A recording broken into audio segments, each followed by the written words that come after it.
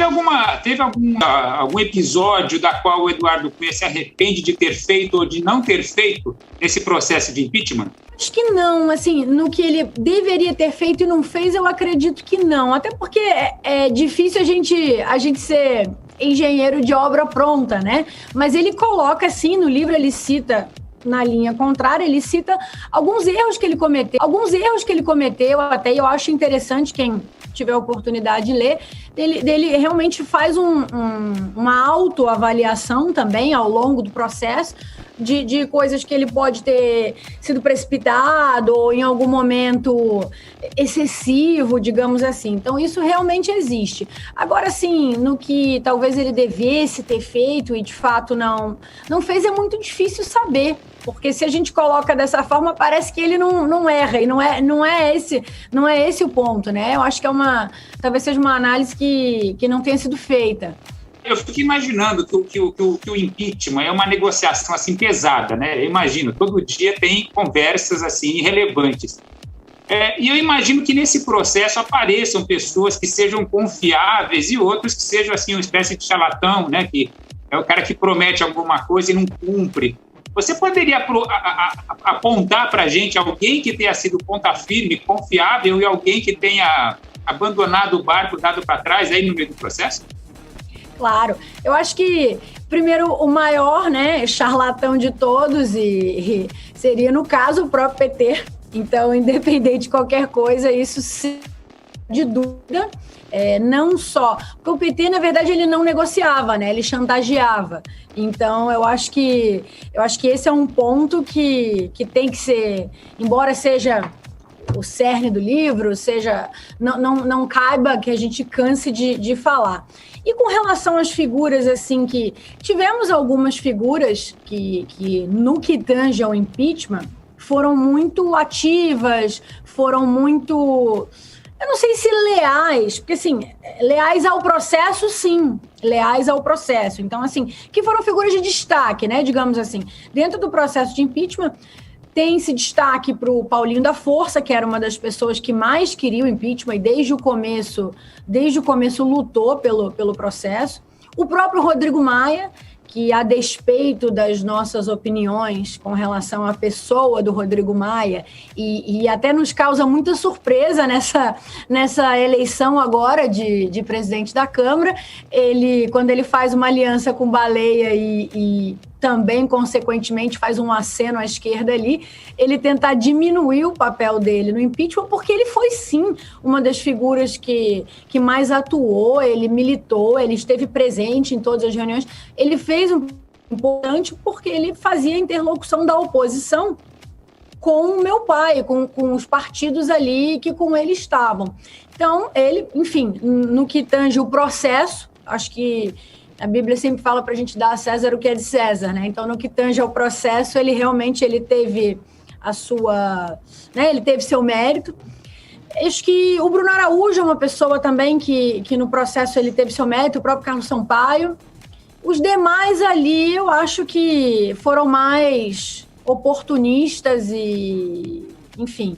enquanto não tinha-se certeza que o processo ia, até exemplo do próprio Aécio Neves, né, que ele queria muito a cassação da chapa, mais a cassação da chapa do que o impeachment, mas a partir do momento em que ele vê que o impeachment ele decola, ou que, enfim, que não tem volta, não sei nem se talvez seja o caso de dizer a palavra decola, quando ele vê que não tem volta, ele passa a levantar o cartaz de tchau, querida, né? Então, eu diria que, assim, talvez o Mendonça Filho teve um papel a favor assim, do impeachment, realmente também líder do DEM, teve um papel ali de destaque no momento. Então, eu acho que essas são as figuras principais ali que orbitavam, né, entre o impeachment e o não impeachment, sempre tentando defender, acima de tudo, um momento em que tivesse um protagonismo mais assíduo, digamos assim. Estou ansioso para ler esse livro aí, afinal, entender o que aconteceu na nossa história é super importante para fazer alguma previsão ou ter algum elemento para entender quais são os próximos passos na política. E aí a minha dúvida é, A palavra impeachment tem voltado a aparecer, mas dessa vez sobre o Bolsonaro, mas não parece haver um cenário preponderante de que isso tenha grandes chances de acontecer. Por outro lado, com Lula de volta ao páreo, aparentemente a gente tem grandes chances de ver um segundo turno de 2022 com Bolsonaro e uma figura do PT, e talvez possa até ser o próprio Lula. Eu tenho conversado muito com o pessoal do mercado financeiro e eles estão com algum temor de que o Bolsonaro caminhe para uma linha mais populista, abandone metas fiscais. A gente acabou de ver isso com a chamada PEC fura-teto, etc. E a possibilidade do Lula ou um candidato do PT começar a fazer sinalizações mais, entre aspas, Lula paz e amor ao mercado financeiro a partir do começo da campanha no ano que vem. Diante disso, qual chance você imagina de o Eduardo Cunha, com seus contatos políticos, passar a trabalhar a favor de uma eleição de um candidato do PT, depois de tudo que a gente viveu na era Dilma? Eu acho que são 2 pontos aí que precisam ser bem esclarecidos, né? O primeiro é Eduardo Cunha, no momento, ele não trabalhará, não trabalhou e não trabalhará para a eleição de ninguém por conta da situação dele, e até, enfim, que a situação dele seja resolvida.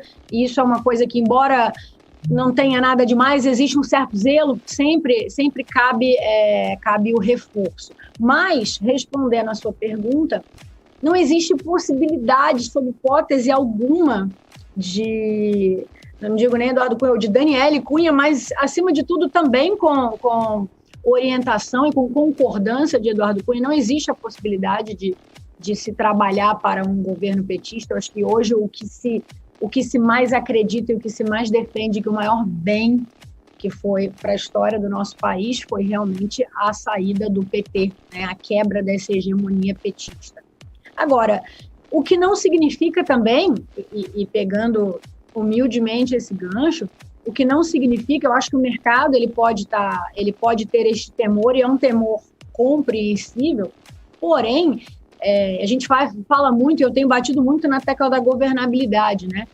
A governabilidade está mudando, até eu diria que a própria postura, e aí não é tecer defesa ao presidente, mas ver o aceno em que está sendo feito com os novos chefes, né, do Legislativo, tanto da Câmara quanto do Senado. Eles têm uma obrigação e um papel muito importante aí de justamente trazer como é que eu poderia colocar assim, de trazer tirar esse temor do mercado, e até onde eu tenho visto, eles têm dialogado bastante, acabaram que assumiram esse front, né? Eu tenho lido muito sobre isso, justamente para tentar trazer. Por quê? Porque historicamente, e eu sempre falo isso, e não sei, enfim, gostaria também de saber a opinião de vocês, mas eu não acredito em terceira via. De fato, não acredito em terceira via. Eu acho que a terceira via é quem quer jogar e não está escalado. Então, é mais ou menos simples assim. Historicamente, as eleições, elas representam uma polarização entre o que é esquerda e direita, que depois virou PT e não PT, e hoje, na minha opinião, o risco que corre, da forma como o Lula vem se posicionando e também como o presidente Bolsonaro vem se posicionando, é da eleição virar Bolsonaro anti-Bolsonaro. E aí o PT fazer o papel de anti-Bolsonaro, aí sim é um momento em que, se a gente fizer uma reflexão, pode parecer que está falando muito, mas ao mesmo tempo não está fazendo sentido. Só que a partir do momento em que o PT consegue crescer com um discurso anti-Bolsonaro, isso é um perigo de fato. Eu diria que é onde o Bolsonaro pode ter algum problema na eleição e no segundo turno. Agora, para mim, assim, eu não tenho dúvidas de que é uma eleição entre PT e entre Bolsonaro. Bolsonaro tem o seu segundo turno ali garantido, e que o Lula podendo disputar, o que tudo tem indicado e constantemente confirmando, a vaga dele, e a briga ela vai ser, né, aquele ultimate fight assim, na urna. Ô, Daniele, o seu pai foi preso por corrupção passiva, lavagem de dinheiro, evasão de divisas. Nesses anos que ele passou fora da política, pelo menos oficialmente, né? Ele demonstrou arrependimento, você que o acompanha desde aquele 2016, e se ele se manifestou arrependido, de que forma isso foi manifestado? Veja, Aldrin, é muito simples isso. Primeiro que no livro, e eu faço questão de frisar aqui para que todo mundo tenha a oportunidade de ler, no final do livro ele tem um capítulo dedicado à explicação de tudo que acontece com ele. Então, meu pai não tem como se arrepender de uma coisa que ele não fez, onde ele foi condenado injustamente, e por A mais B isso é provado, e eu poderia ficar aqui explicando, mas eu acho que realmente o foco do nosso programa aqui realmente é falar do livro. E realmente no Tchau Querida, o final do Tchau Querida já tem todo um capítulo dedicado ali. Então eu convido que vocês leiam, porque por A mais B, ele mostra, ele explica, o que não significa que ele não seja uma pessoa que não tenha erros cometidos. Agora, ele teve uma condenação por um juiz parcial, que nós já temos né, essa confirmação na maior instância recursal do país, e independente, críticas ou não críticas à Suprema Corte, essa decisão ela foi confirmada ali, né? Mas eu acho que o grande ponto é fazer a reflexão contra fatos não argumentos. Então, independente, é muito melhor do que me ouvirem falar, eu acho muito melhor que leiam e que tirem a conclusão por si. Esse realmente é o que eu teria a dizer sobre isso. Então, as condenações que ele sofreu, na opinião dele, foram todas injustas, assim como as que aconteceram com o Lula. Ele teve uma condenação, ali no caso, em segunda instância, né? Condenações a gente trata a partir da segunda instância, ele não tem nenhuma tramitando ainda em instância superior, ou seja, de terceira instância adiante. Ele tem condenações absurdas ali, vamos supor, eu vou te dar um exemplo, fato perfeito esse. Moro, né? Sérgio Moro frauda o processo do meu pai para manter a competência dele. Então, por exemplo, quando meu pai ainda é deputado, a PGR oferece a denúncia, a Suprema Corte aceita a denúncia, no caso das contas, né, que é o processo de Benim de Curitiba, o Supremo aceita com crime eleitoral. Aí, quando o processo desce para a primeira instância, Moro tira o crime eleitoral para não perder a competência do processo e para poder julgar o restante. Então, você vai tirando por aí um pouco do julgamento, né, da forma, da parcialidade e da condução do processo legal. Então, a partir do momento em que você não tem um processo legal devidamente conduzido, você não tem a condição de dizer é inocente ou não é inocente. Você tem que fazer o processo de maneira parcial, de maneira imparcial, de maneira com inserção de provas. Aí você tem, por exemplo, eu não sei se você sabe disso, imagino até que não, mas um dos argumentos usados pelo Moro na sentença é que Eduardo Cunha que um delator disse que ouviu dizer que Eduardo Cunha teria tido a última palavra na nomeação do diretor da Petrobras. Então, até eu já me perdi nessa pergunta, porque é um delator que teve o seu depoimento ratificado, porque ele tinha dito uma coisa, aí depois o Moro, ou foi o Janot, não me engano, quando ele refaz o depoimento dele, e aí ele diz que ouviu dizer de uma segunda pessoa que Eduardo Cunha teria dado a palavra final.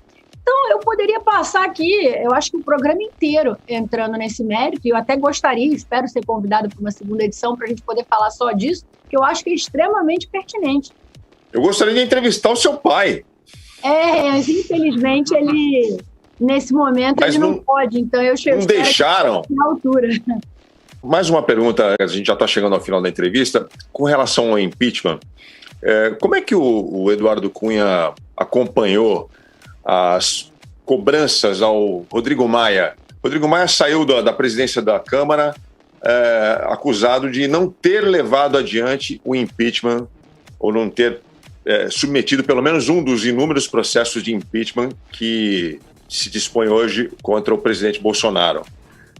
O senhor Eduardo Cunha fez algum comentário nesse sentido sobre essa questão específica? Sobre a postura do Rodrigo Maia, você diz? Isso.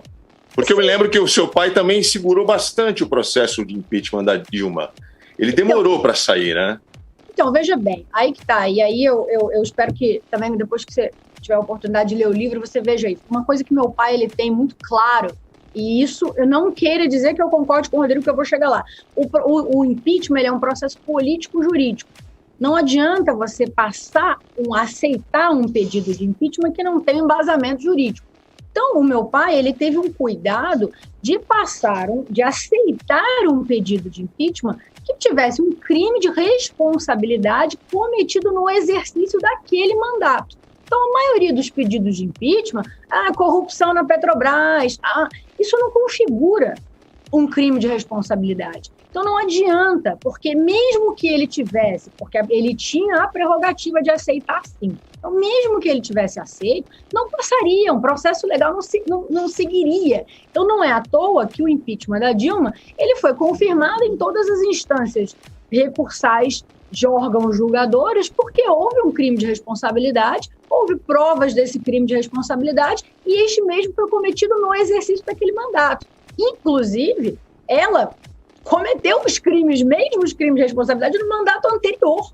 E ela, enfim, foi tão infeliz na sua capacidade que ela teve a capacidade de repetir os crimes. Mas aí isso é um problema dela, não é nosso. Agora, com relação ao Rodrigo Maia, onde ele comete o grande erro, não é na questão de deixar engavetado.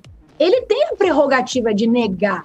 E se o pedido não tiver o seu devido embasamento jurídico, ele tem sim que ser negado. Não adianta fazer uma chacota de um processo sério. Se ele pega um pedido de impeachment ali que não tem nenhum embasamento e aceita, ele tem que ser desmoralizado. Então, e isso condiz muito até, enfim, com a postura dele, que ele é um grande engavetador. Esse é o grande erro dele, é não ter o pulso para assumir a decisão. Então, realmente, ele é um absurdo o que ele fez. E eu comungo da mesma opinião que o meu pai nesse sentido. A questão de aceitar ou não aceitar tem que ter seu mérito de cada pedido. Agora, manter na gaveta é um absurdo. Eu queria só fazer um jogo rápido com a Daniele, só para encerrar essa entrevista. Dani, tem uma frase no livro, que é do Ciro Nogueira, deputado, que fala assim: não se tira presidente, se coloca presidente. Michel Temer lutou para ser presidente ou o que ele fala é mentira, que ele ficou lá quietinho? Jogo rápido. Michel Temer foi o maior lutador da história do impeachment. Então você pensa ali num lutador com uma luva de boxe no ringue, no auge da luta, ganhando ali, querendo ganhar. Esse foi Michel Temer. Então eu poderia aqui entrar em mais detalhes, mas imagino que vocês estejam curtos com o tempo. Mas, sem sombra de dúvida, Michel foi o maior, não só beneficiado, mas o maior lutador do processo. Daniele Cunha, muito obrigado aí pelo seu tempo. Obrigada a vocês, pelo carinho, pelo tempo de vocês. A gente que agradece, está feito aí o serviço. O livro Tchau, Querida, Diário do Impeachment, já nas bancas da editora Matrix, de autoria da Daniele Cunha, com o seu pai, o ex-presidente da Câmara dos Deputados, Eduardo Cunha. Obrigado, Daniele. A grande verdade.